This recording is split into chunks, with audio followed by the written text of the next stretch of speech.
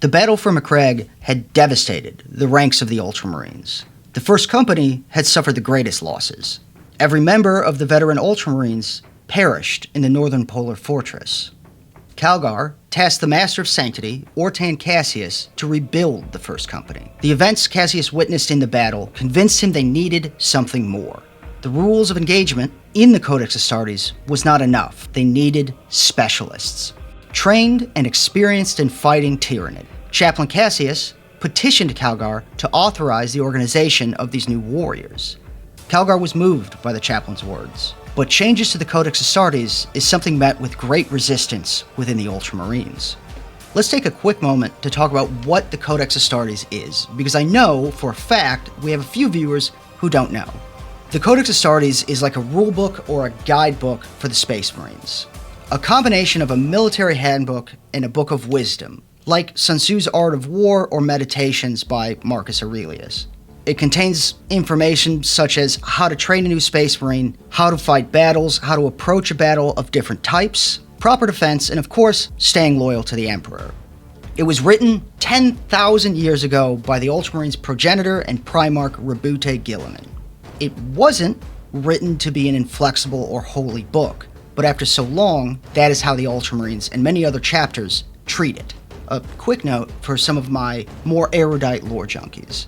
The way the information about the conclave Calgar is going to organize to change the Codex is presented, it makes me think the Ultramarines are the only ones with the authority to make changes to the Codex, and let me know what you think about that. We'll end this little part with a quote from the Codex Astartes. With the blade, the bolter, and the grenade, he attacketh his enemies, but these are simple tools. For his true weapons are valor, his mind, and his devotion to his brother. The debate about this change raged throughout all levels of the Ultramarines, and a good leader hears the opinions of those he is charged to lead. As such, Calgar called a great conclave, named the Conclave of Hera. Hundreds of Ultramarines would be in attendance, and each would be allowed to speak their opinion on the matter.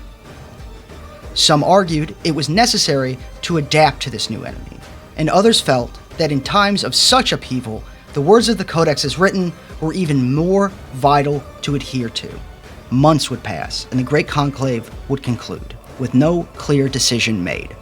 It was shortly after the conclave ended, a distress message would be received on Macragge, the homeworld of the Ultramarines, from the planet Espandor. Espandor is heavily forested and is what is called a cardinal world, meaning it is ruled by the ecclesiarchy, the religious organization of the Imperium. Think Endor from Star Wars, but with monolithic cathedrals. It was one of the planets the Hive Fleet Behemoth attacked as it made its way to Macragge. The Tyranid were pushed back on the world. However, they were not fully eradicated, and Tyranid life and numbers would begin to grow in the force of the planet. Without the hive mind, Tyranid are generally feral, but should any larger and powerful Tyranid be around, the smaller forms will flock to follow. This is exactly what happened on Espandor, and it was this situation that settled the issue of the addition of the Tyrannic War Veterans. Chapter Master Calgar would give Cassius the authority to create the new warriors, and Calgar would make the call to change the Codex Astartes. The battle on Espandor is the first time the Tyrannic War Veterans were deployed, and through the years and countless battles, their numbers would grow. They would push back Hive Fleet Kraken on Ikvar IV during the Second Tyrannic War, even perform the first boarding action against a Tyranid hive ship led by Chaplain Cassius, deploying cyclonic detonations and destroying the vessel above St. Tylus. The success of these warriors and experiencing their effectiveness has led other chapters to adopt the creation of Tyrannic War Veterans. And sometimes this is after a Tyrannic War Veteran has been assigned temporarily to join their ranks and share their knowledge. The process of joining the Tyrannic Warriors is a long journey. First, and obviously, you must fight and survive a battle against the Tyranid, at which point you are tested and weighed whether you are worthy. Should you be accepted, you receive additional training. You are taught each variation of the Tyranid and their weaknesses, how best to take down large Tyranid creatures, and how to use rapid-fire weaponry to take down their endless swarms. The optimum fire and maneuverability to best disrupt them, and should they find themselves in close quarters, how to engage. Now, all Space Marines are taught how to fight Tyranid. In many chapters, especially Ultramarines, this information is taught by the Tyrannic War Veterans. It's one of the reasons they are sent so often to other chapters. But the Tyrannic War Veterans are specialists above all else.